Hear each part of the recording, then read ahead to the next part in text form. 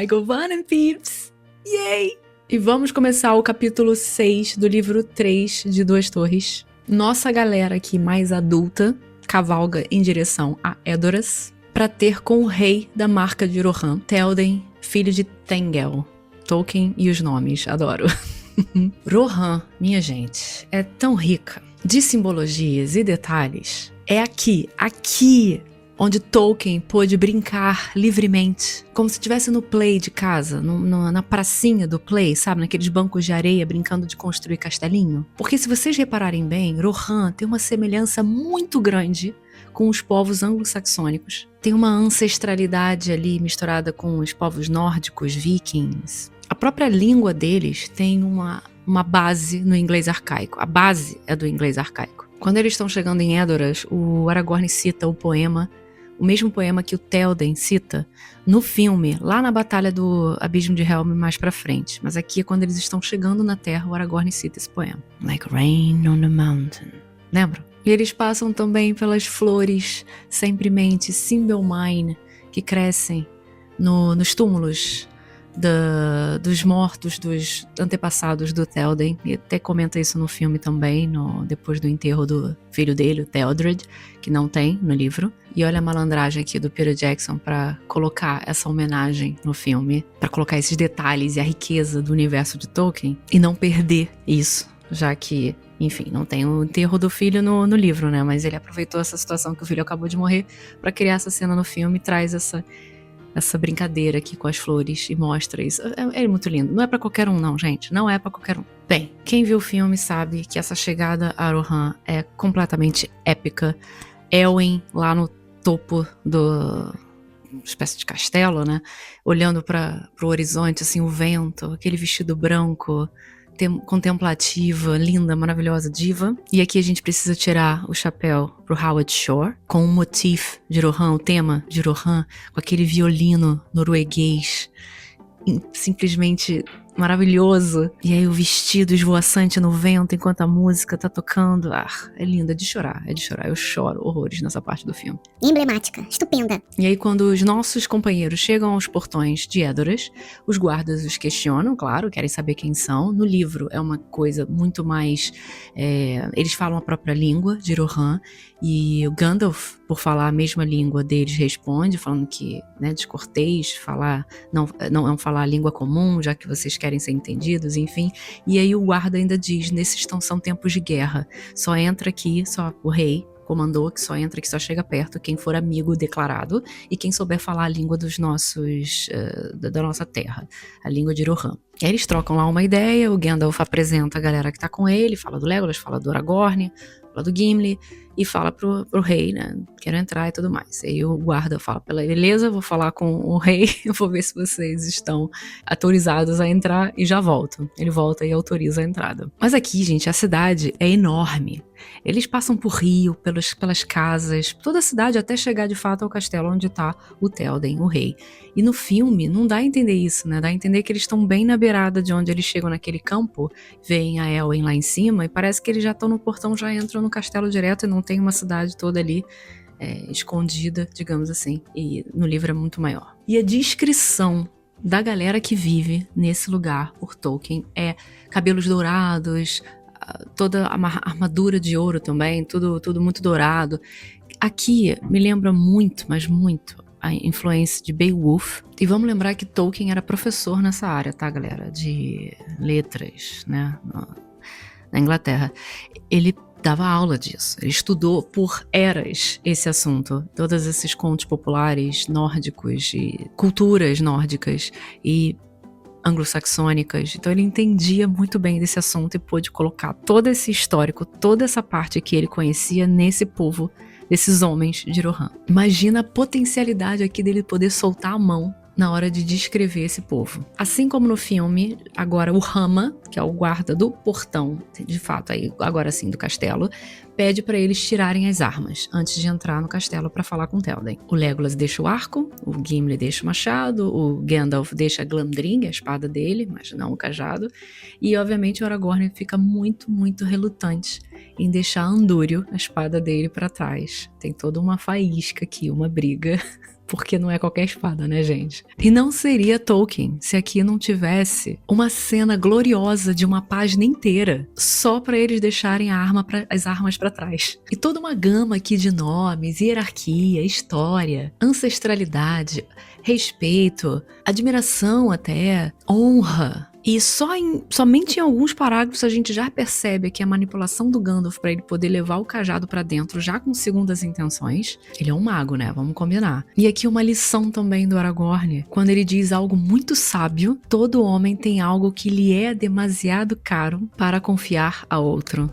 Adoro! E a cena que se segue aqui de diálogo entre o Gandalf, o Grima e o Théoden é uma aula de diálogo. Além de dar informação, por exemplo, que o Shadowfax foi um presente, na verdade foi empréstimo do Théoden para o Gandalf, ou seja, a gente aprende que esse Mearas é um cavalo de Eroham. O veneno também na língua do Grima, o língua de cobra, quando ele fala mal do Elmer, que não se pode confiar nele, e é alguém que a gente acabou de conhecer e entende que é tudo menos uma pessoa não confiável, né? Super honroso. O diálogo também traz aqui uma sabedoria e eu considero também uma elegância secular na forma de eles conversarem. Ainda que o Grima seja muito pouco cortês no que ele diz. Mas percebem o que eu quero dizer com elegância? Cada um fala no seu tempo e é como se fosse uma espécie de duelo, um jogo de xadrez. Minha vez, sua vez. Minha vez, sua vez. E isso é raro, sabe? Ter gente que respeita o espaço do outro pra falar sem interromper. Eu considero sempre um respiro ler Tolkien. Raro ter esse tipo de diálogo. E apesar de ser diferente do filme, aqui é basicamente o que acontece no filme e no livro, né? Que é o Gandalf se revelando branco e pedindo pro Théoden sair das sombras e caminhar pra sua terra. E não tem exatamente uma cena de exorcismo, como no filme, aquela coisa da expulsão do Saruman, como se fosse um bruxo. Isso foi dramático, porque é bom pro cinema. A gente entende que isso é super cinematográfico. Mas no livro é bem mais sutil. A gente percebe sim que tem ali uma luz que o Gandalf traz, uma influência do mago para ajudar o Théoden a sair desse pesadelo, mas não há uma evidência de magia. Aí aqui rola uma cena para bons entendedores entre Aragorn e Elwyn, que o Aragorn contempla a Elwyn, acha ela bela mais fria, como uma manhã pálida de primavera. Isso, no filme, é dito por Grima, mas no livro é o narrador que coloca dessa forma e como se fosse o ponto de vista do Aragorn. E aí ela também vê o poder oculto do Aragorn. Miga, poder oculto, eu sei.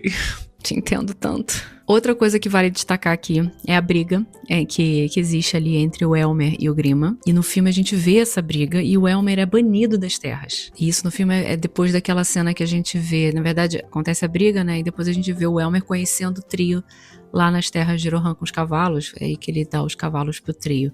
Pro Aragorn, pro Legolas e pro Gimli. Mas no livro a cronologia é um pouquinho diferente e não é bem assim que acontece. Mas a gente sabe, tem uma indicação que teve sim uma briga entre o Elmer e o Grima, que o Elmer ameaçou, tentou matar o Grima, e foi por isso que o Théoden o prende. Ele não chega a bani-lo das terras, ele tá preso lá nos calabouços de Rohan. Depois de toda essa parte do Théoden acordar, sair do pesadelo, o Gandalf ainda manda pô, cara, o maluco tá lá preso, solta ele, nada a ver, né?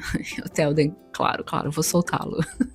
E ele lindo, porque aí o Elmer vem com a espada dele, ele próprio, ele dá a própria espada pro rei, que tá vendo que o rei tá acordando dessa situação, pra recuperar as suas forças, dá a própria espada, olha.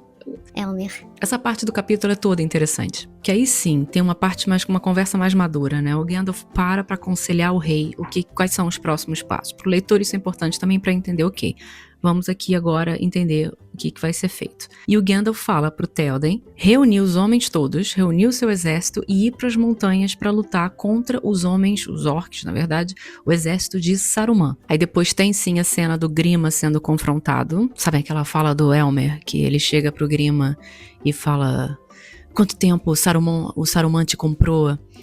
Quanto tempo você observa os passos de Elwyn? Aquela coisa da obsessão do língua de cobra por Elwyn. Isso tudo no filme é o Elmer que fala antes dele ser banido, né? No livro é o Gandalf que tá falando isso pro Grima. E aí a gente vai vendo cada vez mais o quanto que o Grima foi ardiloso. Enganou o Théoden por muito tempo e por isso que a coisa saiu completamente do controle. E a gente só tem como perceber isso por conta das descrições do narrador, do diálogo, do que as pessoas falam e do diálogo da fala do próprio Grima, que deixa claro que ele tem veneno nas palavras. E aí a gente percebe que ele, na verdade, é um espião de Saruman. E a conselho de Gandalf, o Théoden diz, né, pro Grima, ok, então você pode ir comigo pra guerra, mostrar a sua lealdade, ou ir pra onde você quiser. E a sua escolha vai dizer onde que mora a sua verdadeira lealdade. E aí, obviamente, que o Grima pega... vai embora, foge. Não há muito tempo pra festas agora, né? Tá geral na correria, tem que resolver as coisas logo rápidas, mas é claro que eles estão cansados, eles precisam descansar pelo menos um pouquinho, comer, beber e tudo mais, e essa é a hora de parar e conversar mais um pouco. E aí o Théoden até pergunta pro Gandalf um pouco mais sobre a traição de Saruman. E agora, finalmente, agradecido por tudo, o Théoden diz pro Gandalf, né, diz pra Gandalf, beleza, agora o que você quer de presente em troca disso tudo? Aí o Gandalf, espertinho... mas sabe o Shadowfax que você tinha só me emprestado? Por favor, agora eu quero ele pra mim, eu quero dado, um cavalo dado. É bem bonita essa cena até, ele fala que vai levá-lo pra guerra, pra batalha, prata contra a escuridão, e precisa ser uma coisa mais dele, né? Não pode simplesmente fazer esse tipo de... enfim, levar o cavalo pra guerra não sendo dele. E aí o Théoden diz, faz até uma cerimônia, falando pra todo mundo, agora Gandalf é o senhor da marca, um dos senhores da marca, e Shadowfax é o seu cavalo, é um presente, e blá blá blá, e todos respeitam e tudo mais. Os homens aqui de Rohan são bem cerimoniosos, tá? Toda vez que eu leio essa parte, esse trecho, não só esses capítulos, mas toda vez que eu leio essa parte toda de Rohan, eu não consigo não lembrar dos livros de Bernard Cornwell. As Crônicas de Arthur, as Crônicas Saxônicas. É muito isso, sabe? É muito essa vibe. Os homens, os trejeitos, os cavalos, as batalhas, a descrição de como eles são, os simbolismos, a honra. Não é à toa que se diz ter influência de Beowulf e dos contos populares de povos nórdicos, etc. Enfim, o rei dá também cota de malha para Aragorn e Legolas. Importante dizer aqui que o Gimli só não ganha uma cota de malha, ele já tem uma armadura dos anões que é perfeitamente viável para qualquer batalha, mas ele ganha um capacete e um escudo. E o Gandalf, óbvio, não ganha nada, ele tá muito bem com o manto branco dele e o cajado, ele é um mago, tá tudo certo. E eu gosto de uma cena aqui, quando eles estão bebendo e comendo e tudo mais, a Elwyn oferece o vinho pro rei, aquele Hasturha, como é que é? Hasturha, Théoden Hall, blá blá blá. Oferece o vinho e depois oferece pro Aragorn. E as mãos deles se tocam e ela estremece.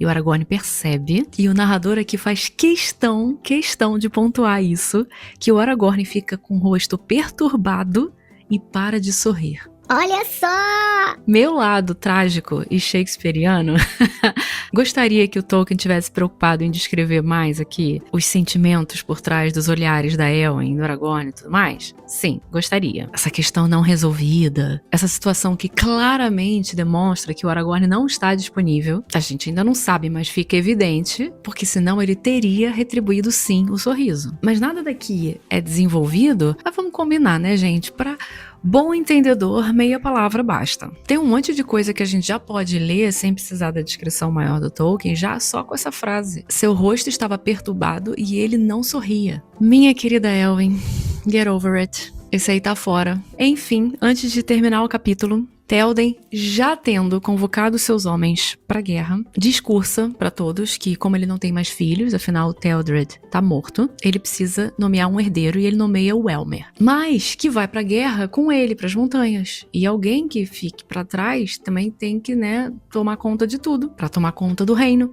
E o Rama, nessa hora, ele é que sugere que o Théoden escolha a Elwyn como líder de Edoras na ausência do rei. O Théoden aceita, ela recebe uma espada na cerimônia, como agora essa líder interina, assume esse fardo, vamos combinar, e agora todos estão prontos para cavalgar com o rei para as montanhas e para a guerra. Elmer com Gimli, Aragorn do lado direito, Legolas do lado esquerdo, Gandalf o branco, muito importante, que agora ele tá sem aquelas vestes cinzentas, Gandalf branco com o rei à frente e todo mundo na parte de trás, a cavalgada épica pras montanhas. E vamos rumo ao próximo capítulo, o Abismo de Helm. De fato, esse capítulo, eu diria que é até bem diferente do filme, influencia partes e cenas do filme, que vão levar ao que acontece mais tarde. E aí as coisas convergem, né? Filme e livro convergem para o mesmo caminho, que é justamente a Batalha do Abismo de Helm. Eu acho que pro filme aqui o Peter Jackson estava mais preocupado em mostrar como que eles vão parar nas montanhas e lá naquela área toda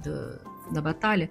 Não necessariamente ele foca nessas pequenas cenas do Grima, das diferenças da cidade, diferenças de Rohan, até porque, vamos combinar que isso pro enredo, de forma da trilogia, pro que vai acontecer, não é tão importante, e pro livro isso é uma riqueza absurda pra quem lê. E é compreensível as liberdades que o Peter Jackson toma, até por conta das divisões dos capítulos do livro. A gente tem aqui o livro 3 do Duas Torres, que é uma boa parte focada no Merry e no Pippin, no Aragorn, no Legolas, no Gimli e agora com Gandalf, e só muito depois é que a gente vai pra divisão final, que é o Frodo e o Sam. E isso, no livro a gente, né, o Frodo e o Sam, a gente nem sonha em chegar, ainda falta pra chegar lá. E no filme ele tem que, pra ser uma coisa muito mais cinematográfica, essa divisão precisa ser feita, controlar, equilibrar o que tá sendo mostrado. E o filme sofre uma mudança, tem uma consequência aí na divisão, sobretudo na parte cronológica que é mostrada, por conta disso. E aí quem tá vendo o filme sabe um monte de coisa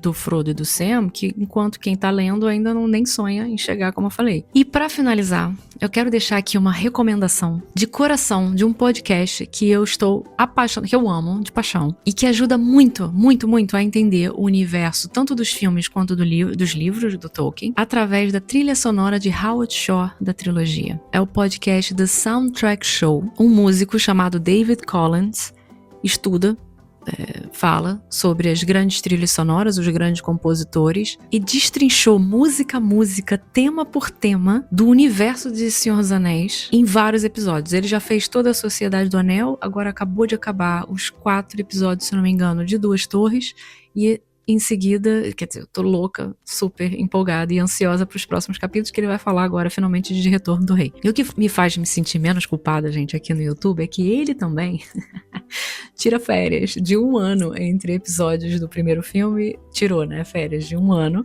entre os episódios do primeiro filme e o segundo filme. Eu espero que ele não demore mais 1 ano pra fazer o Retorno ao Rei, espero mesmo. Mas, pelo visto, é uma coisa comum, né? Só dizendo. E veio em excelentíssima hora nesses episódios de Duas Torres. Agora que eu voltei a reler, porque eu aprendi bastante sobre essa atmosfera anglo-saxônica de Rohan, através das músicas e da tradução do inglês arcaico, porque ele fala de músicas que tem no original, as músicas que foram criadas por Howard Shore, né, que são cantadas em inglês arcaico. E eu fiquei assim, ai, isso é tão lindo. E ele fala sobre tudo, gente, vale muito ouvir, fica aqui a dica. E ainda tem entrevista também com um designer de som, cara. Ele fala coisas maravilhosas. Por exemplo, ele teve que fazer o som, ele mesmo, o som do lobo, pra fazer o som do Warg no filme. E depois ele fala também que quando ele recebeu a voz do Gollum, do Andy Serkis, e o Peter Jackson pediu pra ele fazer as modificações que ele precisava fazer, que aquilo tinha que ser mexido.